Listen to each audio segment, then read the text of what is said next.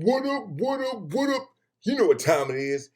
Tapes with Coach Vick. Here we go, man. All right. Teach tape time, baby.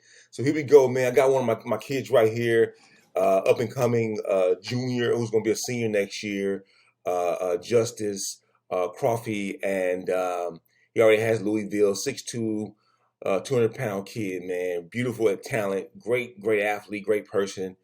And we're gonna go over some technique, man. All right, we're gonna go over some technique. So we got to start off with stance and start and all that good stuff. So we'll go over that, and then we'll go over what we're working on. We're working on today, okay? So, well, actually, I'll tell you what we're working on today right now. So what we're working on today is some guys are not very great at the inch back, and I love the inch back. All right, the inch back technique or the inch technique, right? So some guys are not terribly great at it. He actually can do it. It's okay. But he's great laterally, right? And so if that's a tool that he can't necessarily use, or he can use every now and then I give that inch back to him. But with this guy, I want him to be able to, use his length, right? And so because he's so tall and long, we have other things we can work on. We can work on just being lateral, right? Going off of first movement and being very lateral in your in pursuit of the right angle to take away the right angle of the receiver, right? And so our job is to continue impeding the receiver's process. And so our pursuit is to impede the receiver's process the whole time, all right? So that's our entire pursuit as a defensive back is impede the process. Sometimes we may get hands on, sometimes we won't, right? That's okay. As long as we impede the process, then we can get the quarterback to turn to another read, right? He can go to another read. He'll come off to the receiver, our particular receiver, and go over to another read, right? And so that's our job, is to impede the process, disrupt the momentum, disrupt the motion, disrupt the vertical ability of receivers, that type of deal. You want to make receivers do loops around you, right? Do loops around you and not being able to go straight through you, and you just don't want to open the gate. So we're going to work on that stuff right now. It's kind of what we're working on here. So you guys can see that with Justice, all right? So so let's go here. So, all right, so let's go with stance and start. Now, of course, I'm the DB coach here, so I preach stance and start here with my guys. Here we go. So beautiful stance and start. Good, nice base. His glutes are activated. You can see that right now. His glutes are activated. Some of the stuff I went over when I was going over, the film of the All-Star games, right? Of the college All-Star games, the Reese's Bowl and those things, and you can see a lot of the DBs, although they're big and strong and very athletic, they have bad habits, right? And so, or they're very inefficient. And so our goal here is to be very efficient in our movements. I like to be realistic with my guys. You ain't gonna do this 100% of the time, right?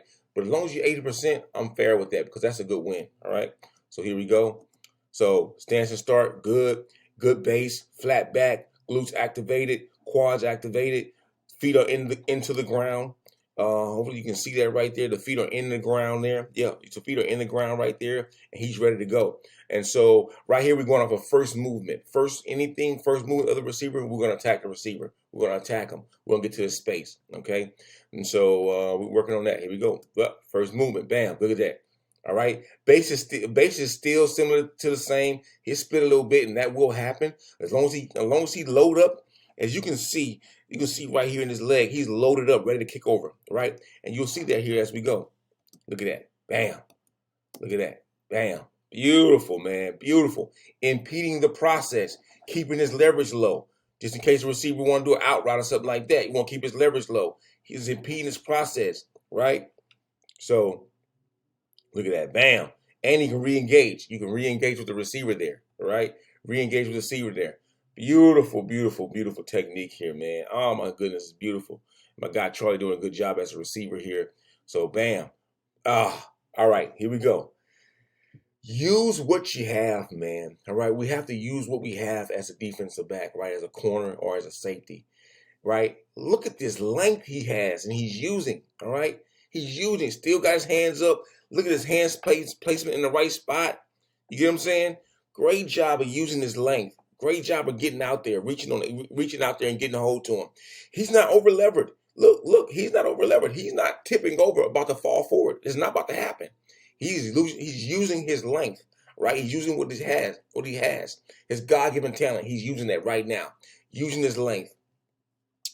So bam, using his length. Receiver knock his hands off, cool. I keep my hand on, bam.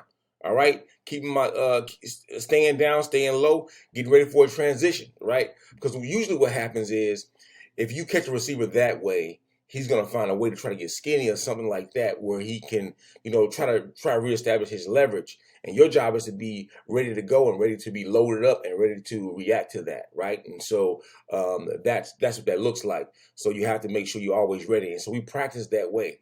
I call it the phone booth. It's a little bigger than a phone booth, but it's a great drill to work on if you really want to, and you see that kick right there he had as well.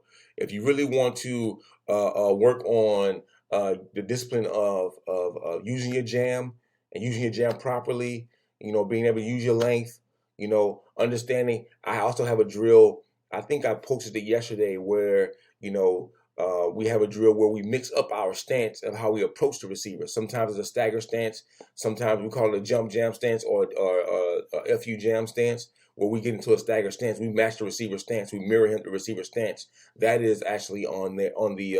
I posted that yesterday, and so you can see the drill. What I use is I have them going flipping back and forth between different stances. So basically, when you get up there on the receiver, you can just show them different things. You can move, bam, but you already know where your attack is going to be, and you just get into the point ASAP. No matter what part of the field or what part of that box or what part of that phone booth you're on or you're in, you're able to still get to that same spot. So that's kind of how we work on that type of stuff, man. So you just want to create drills and build drills and things off of how you're going to actually use it on the football field. And how to be efficient in that movement. And so, like I said, these things are not going to be 100%. But if we can get them to 80, 85%, I am totally happy with that, because that's just one tool. We have all the tools that we have. Some tools that's 80%, 85%, 90%. We're in a good spot, right? Along with being able to break down film as well, all right, and knowing your keys on the football field as well. Okay, so I hope this helps, man. It's a great breakdown. I love this type of stuff, man. If you guys want more, ask for more. I got you. Okay, here we go. NDB Level Coach Vick. We out. Yeah.